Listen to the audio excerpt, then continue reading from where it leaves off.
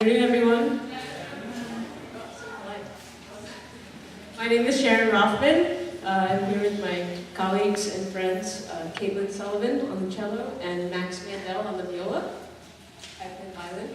And we're from a group called Classmates, which is a group that uses music to teach other subjects and uses other subjects to teach about music.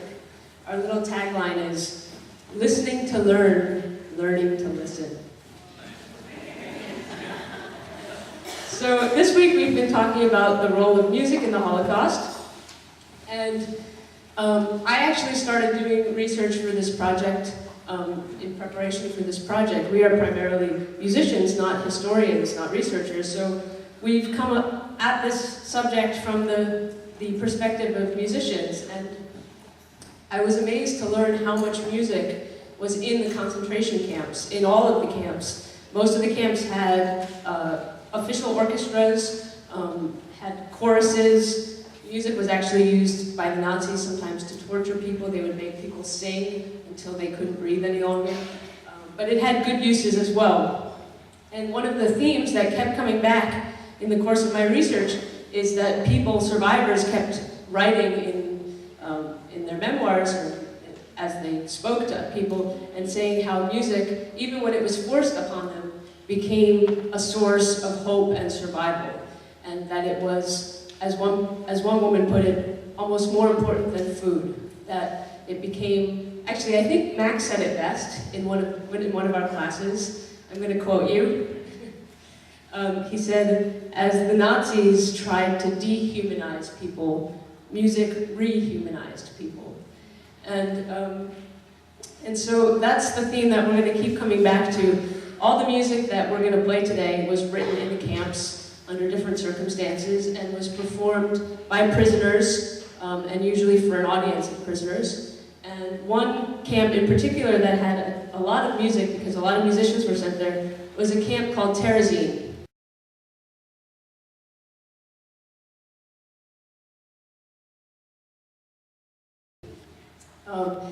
Tallahassee became, its music started spontaneously because, as I said, a lot of musicians were sent there, but then the Nazis started realizing that the music, they could use it for their own purposes. So Tallahassee became this camp that the Nazis used for propaganda to show that it wasn't so bad that people were playing music. So this was very lucky for the musicians because they were allowed to keep playing music for each other and compose music.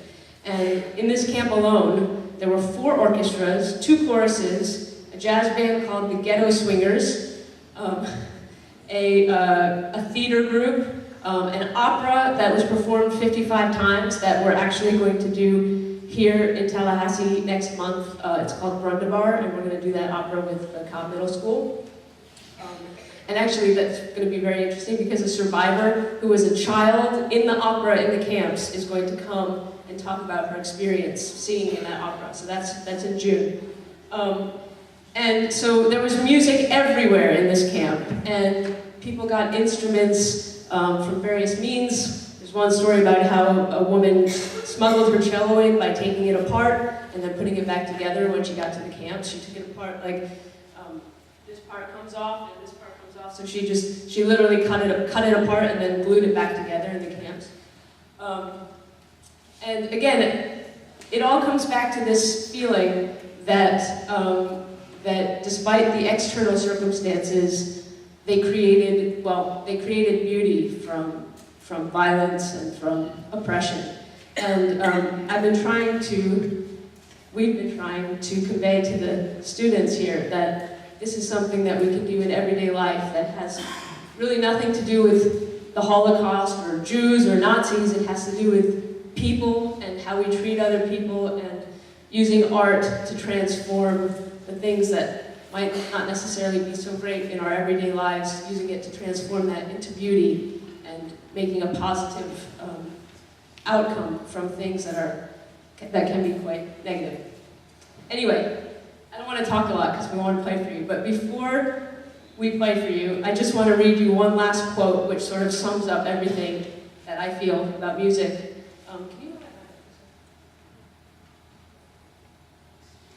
This is a quote by a composer who died in Auschwitz, who was at this camp, Tallahassee, that I was talking about.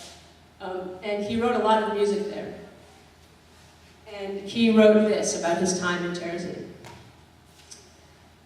These are his words. Goethe's maxim, "Live within the moment, live in eternity," has always revealed to me the enigmatic meaning of art. Terezin was and is for me the school of form. Earlier, when one did not feel the impact and burden of material life because they were erased by comfort, this magic accomplishment of civilization, it was easy to create beautiful forms.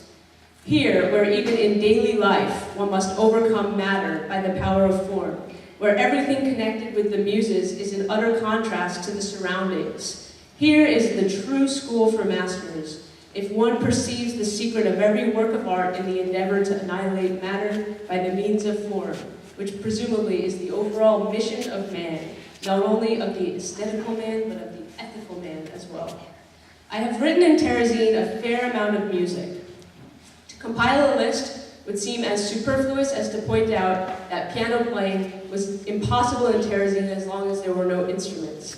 Likewise, uninteresting for future generations should be the painful scarcity of manuscript paper. However, it must be emphasized that Terezin has served to enhance, not to impede, my musical activities. That by no means did we sit weeping on the banks of the waters of Babylon, and that our endeavor with respect to arts was commensurate with our will to live.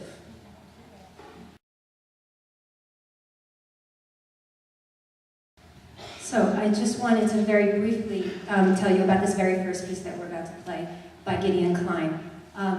He was a prisoner at Terezin, as Sharon mentioned, that camp, and he managed to write this piece of music 9 days before he was shipped to Auschwitz and was